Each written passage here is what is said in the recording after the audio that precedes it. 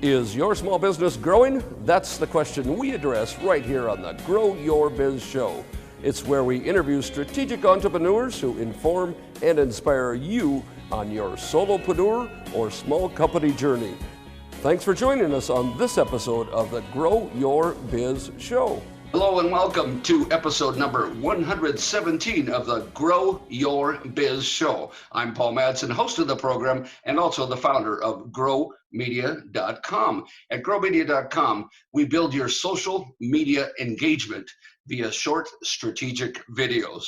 So that's the plug. Hey, I'm excited. Another Zoom episode. Who would have thought it? Well, here we are. Although the TV studio is starting to open up, so we may be back there in the near future. I'm really excited about today's episode because I'm speechless. We've landed a big fish for a guest here, and we'll see what he thinks about that title. But I've invited none other than Nick Loper of the Side Hustle Nation, and he's going to tell us all about that. And he has been in this business a long time. Nick, come on down. There he is. Hey, Nick, welcome to the show. Well, thanks for having me. Yeah. Oh, so I'm so honored to have you. It's like I said, this is a big fish for the Grow Media. For the Grow Your Biz Show. So welcome I'm flattered aboard. by that. Yes, and you're coming to us from California today. Is that correct? Live from sunny Livermore, California, and as you can see, the closet recording studio. There you go. The home-based recording studios, just about like mine. Yeah, no doubt. Well, you have a few people under 18 running around your house. Mine are over 18, so hopefully they can be quiet. Yes, they're watching. They're 2 and 4. They're watching, I think, Octonauts or Magic School Bus or something downstairs. Oh, that's all good stuff. Hopefully they stay quiet. Stuff. You know, you and I need to make content like that, and that stuff lives forever. Because my kids watched the Magic School Bus many years ago, so they're adults now. So that, talk about evergreen, right? Well, hey, Nick, I typically just jump right on in. We'll talk more about you and your company as we go along here. The first question I like to ask everybody on the Grow Your Biz Show is, Nick, what business are you in? I'm in the business of helping people make money outside of their day jobs. Well, that's pretty simple, isn't it? Well, how in the world does that happen? I mean, people are taught, they grow up, they go to college sometimes, they get jobs and they're told to, do your job and that's how it should work. Is that true anymore? Well, that's how I grew up, or at least that's how I was trained to think growing up, for sure. But it doesn't have to be that way. Your income earning potential doesn't have to stop when you punch out at 5 o'clock. And perhaps out of necessity, it may be wise to start cultivating these extra income streams. Yeah, well, yeah, and especially the virus, for instance. I mean, how many people unemployed do we have right now? 35, 40 million. It's not. Yeah, pretty. That's a big number, no matter how you cut it. And I wonder, how many of those 30 some, well, a lot of people before layoffs were working on some kind of side hustle, I imagine. Why don't you explain just what is a side hustle?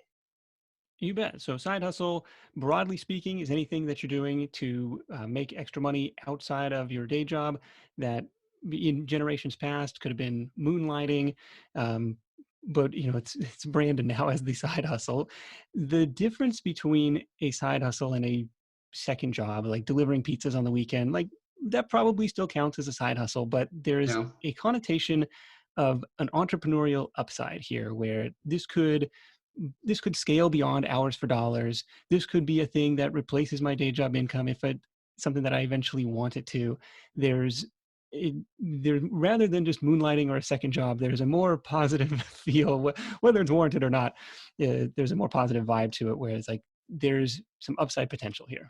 Well, yeah, and it's not, like you say, it's not just hours for dollars, is it? It's where people want to build something on the side. I mean, some people, after viewers that Nick has done 387 or 88 episodes already, so that he's good at this. He's done this a lot. How many years? We just passed year 7 on 7 years. 7 years. Oh, I guess I didn't really introduce it properly. You say you help people make money on the side. Well, tell the angles, the vehicles that you help them do this. Yeah, so the big three for us are freelancing businesses, consulting businesses, service-based businesses, right? Those would be hours for dollars, but it's some skill or interest that you have outside of work. Product-based businesses selling physical, digital, even hybrid goods, which is an interesting new realm of um, physical products that you don't actually have to touch. Could be drop shipping, could be print on demand, some interesting stuff going on there. And then the third angle, the third big leg of the stool that we talk about are audience-based businesses, usually creating content in the form of Okay. blogs, podcasts, YouTube channels, social media stuff, and then figuring out how do I monetize that audience. Once you have that audience, you got some flexibility in terms of advertising dollars, selling your own products and services, lots of Okay. different ways that you can go. Those are the big three, and then a fourth one, kind of an ancillary one, is the investing side. Okay, what do you do with some extra money once you've got it? Yeah, well, and that's a load to unpack there. And I'm going to back up a little further. Let me, you're a humble guy, and you always want to talk about other people and help them tell what they do. I want to back up to what you do. What are the three vehicles you use primarily to get your word out, to get your help out there to people?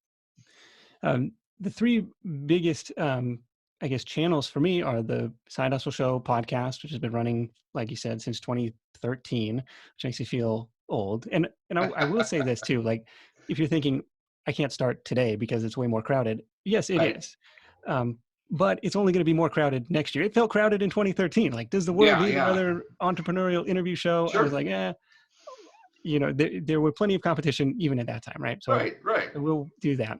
So the podcast is a big channel. The blog is a big channel in terms of driving organic search traffic and affiliate monetization. And then really the third and maybe the fourth would be the email list, which has grown over the years, kind of flatlined recently, but the email list is a significant traffic driver or communication channel to get in touch with people outside of the relying on them to download a podcast or relying on them to visit the website. And then the fourth channel, if you could call it that, is the community aspect. The Facebook group is the primary place for that. I think there's 20,000, maybe 22,000 members in there at Wow. this point. And that's been really cool. Again, self-doubt was like, does the world need another entrepreneurial Facebook group? I asked the email list. They said, yeah, sure, we'll join. Yeah. That has been a really cool channel to watch the conversations shift from one to many, like me broadcasting out on the blog, podcast, email list, Wow. to many, where now people are asking and answering questions amongst themselves without my direct involvement. Still feels good to be the hub of that, Hey, that's great. but not not necessarily having to answer all those questions myself has been really cool. Yeah, well, that's terrific. I mean, and it's something that gets some momentum of its own, like the Facebook group where you get people helping each other and momentum, all that kind of thing. And it's one to many beyond you, and the multiplier effects going on, right? Hopefully. Yeah, great. Well, just to summarize that, because I think it's very important for my viewers and yours to know. I mean, Nick does three or four different main legs. We'll call them legs. I don't know to his business. And this show is for people who want to start their own business. He's got a very successful blog. Now, how often do you blog? How often do you put content on in written word? I try to do it once a week, and then Okay. sometimes that's my writing, sometimes that's guest posts, sometimes that's ghost writing, Oh, sometimes that's guess. freelance Okay. Yeah. writers. But trying to publish Sure. something new once a week and then republish something from the archives Okay. No. as well, because I And you've found got that archives, and you've that's got been helpful. archives. Yeah, well, great. And then of course the podcast, we've talked about that, 6, 7 years of it. And I mean, do you 10, have we said that the mill? Yeah, I said it, 10 million downloads of the podcast. And that's, um, grow your business, folks. Think about that. 10 million. I mean, and Nick's a specialist in this. Or what little tiny percentage of that has to take some action in order for you to turn it into a business. And Nick will tell us a little bit more later about how long things took to turn the corner for him, and when he was able to come home and those kind of things, come home full time, and so on. Don't forget about the importance of the email list as you build things as well. In 26 minutes, it's impossible to do an infomercial or a webinar about how to get started online business. But you do it every week, Nick. You talk to people every week about theirs. But I guess the point for the viewers is simply that um, don't sit and rely on one single thing and think you're going to be just cashing in big time, right? Yeah, I mean the primary components are traffic and conversions, right? It's like I need a source of people to find me, like that discoverability component, whether that's YouTube, whether that's, this podcast, which is largely kind of a word of mouth engine, whether that's Google SEO, whether it's social media. Okay, it's like that discovery channel. And then what happens next? What's the action? What's the conversion point? Is that going to be an affiliate offer? Is that going to be your own product, your own service? Is that going to be, if you have a big enough audience, is it going to be advertising? So it's to make it at its very basics is this traffic and conversion formula. Well, and traffic and discovery and conversion. I want the viewers to remember those three words: traffic, discovery, and conversion, because without that, you don't have anything in an online business, right? Pretty fundamental. Pretty fundamental. Well, I'm going to change gears just a little. Nick, tell us, why are you in this business? I mean, what are you, crazy? Just for viewers' sake, tell us about how backstory on that, about how long you did it as a side hustle versus when you're able to do it full time, and then maybe get to your Simon Sinek why. Yeah, possibly, Or possibly a before or little after, I don't crazy. care which. It's kind of like I catch myself telling my 4-year-old, like, stop doing that. Don't be weird. And then I'm like, be a little weird. Being a little weird is okay. Just keep it within the boundaries there. Why do this stuff? It stemmed from some personal, like, soul searching of, okay, I kind of want to build a more personally branded presence. Well, I'd been blogging for years, which nobody ever read because it was just personal domain and, like, trips, pictures from our vacation and rants about current events. Like, there's no coherent theme or message to it. But it was like this moment of, well, what do when you go through the exercises that everybody recommends and I recommend too, like, well, what do you never get tired about talking about? Like, what lights you up? What do you want to be known for when people Google you? And this question of kind of like, where does the money come from? Like, this reverse engineering creative business models was something that I did do on that old original blog. And those were like my favorite posts to write. Somebody would send me this thing like, how does this work? Or it's like, I remember one was like the International Star Registry. I was like, this is a license to mint money. Like, we will name a star after you. It's like, you will, like, it's just printing money. Like, it's crazy. And I was like, Wow. this is a fascinating and business. Like, why didn't I, and those are the ones you're like, why didn't I think of that? Um, Yeah. and I've had hundreds of those moments, over the years in hosting the show, where it's just these really creative ideas and sometimes super simple ideas. You're like, that is awesome. Like, that you made that work. It's super So cool. going back to the premise that you said about the idea of what do you never get tired of talking about, you answered that question with entrepreneurial content. Was that your answer to that question? Yeah, as do even today, like, some Oh friends of yeah. ours are selling cookies locally, and we're like, well, wait, how did you get your initial social following? How do you take pre-orders? Like, what is this? It's still fascinating. So Well, that stuff, I don't think I ever gets think old. people. Sorry to cut you off. I think people need people like us, so to speak. Entrepreneurs. They all need to be curious. I mean, it's able to ask all those questions. If you go into something, some kind of business, and think you know all the answers or know how an industry works, just think about how life was 3 months ago and how it is today out there.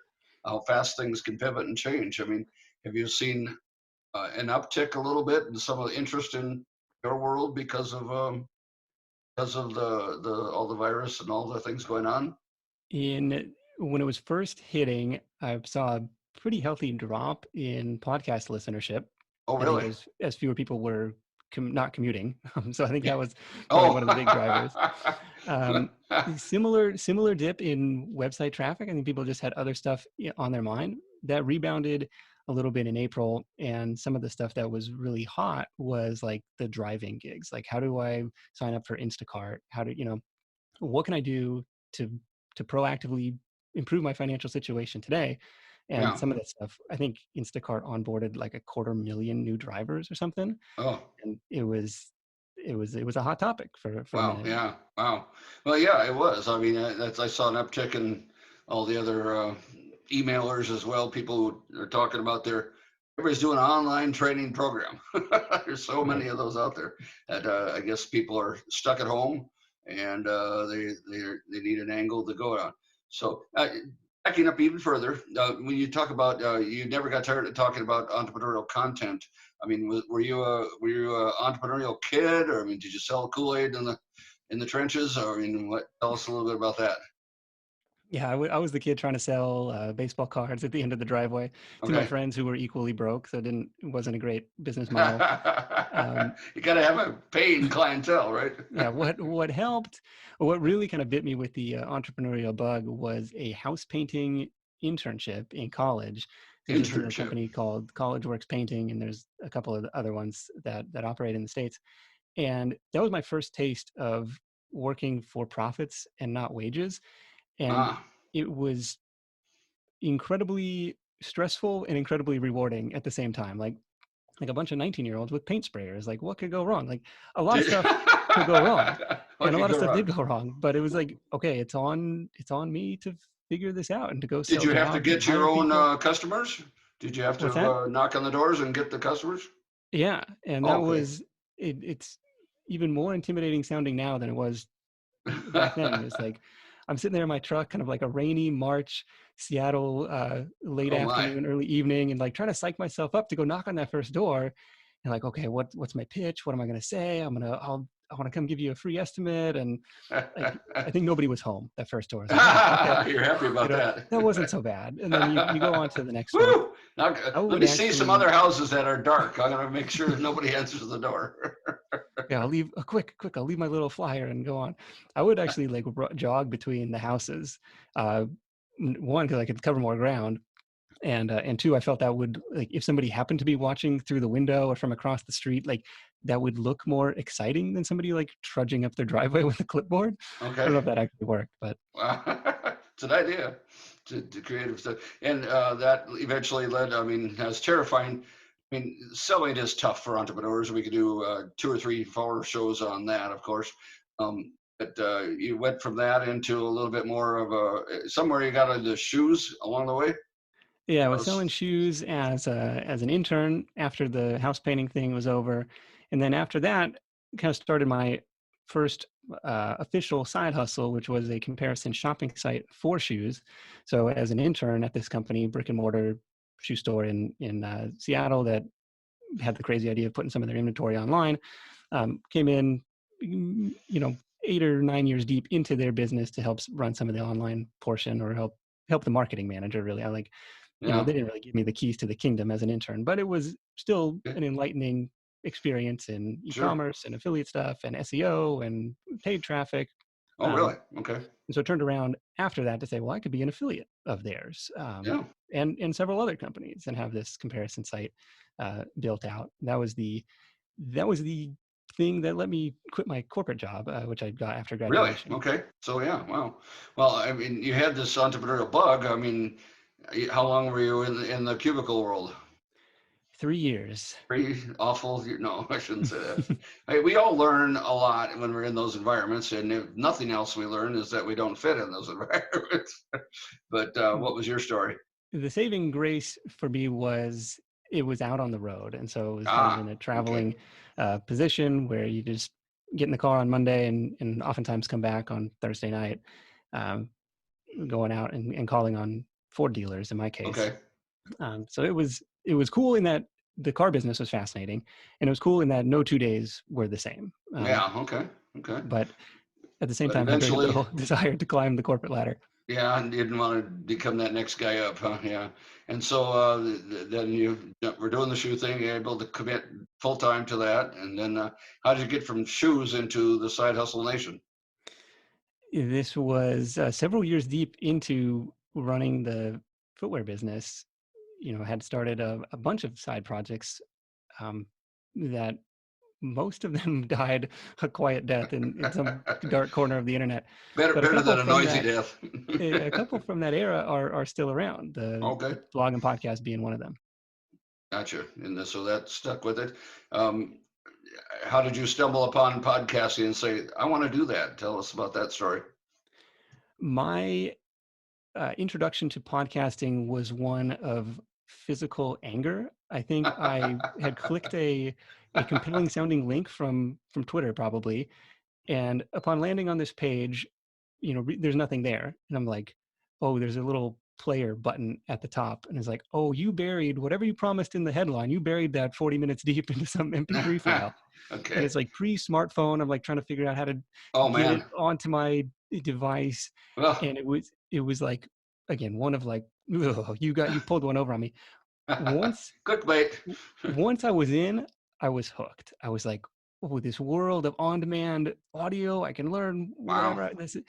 It was like that initial barrier, and that barrier is much, much lower today for people to download, to discover podcasts. Sure. And I don't know what the latest stat is, but like half the population doesn't even know what a podcast is yet. Right. And I feel like when they find it, when they have that, light bulb of discovery, they're going to be hooked like I was. And so it was a few years after that where I was like, well, maybe I could throw my hat in the ring and start a show of my own. Maybe this, yeah. So the blog came first, or the podcast came first, or they came about the same time, or? The rebranded blog and podcast started at the same time. Okay, cool. Well, that's terrific. Well, speaking of podcasts and blogs, I wanted to jump in and ask you the big three question. And that is, what differentiates you and your work from all the, I could say, thousands and thousands of others who are talking about entrepreneurs and business opportunities and courses and online training? What makes Nick Loper and the Side Hustle Nation different? Well, that's a good question. So what I hope is a point of differentiation, and I hope this comes across on air, is a genuine curiosity on how these businesses work. Like, how did you get your first customers? How did you come up with that idea? That's part of it.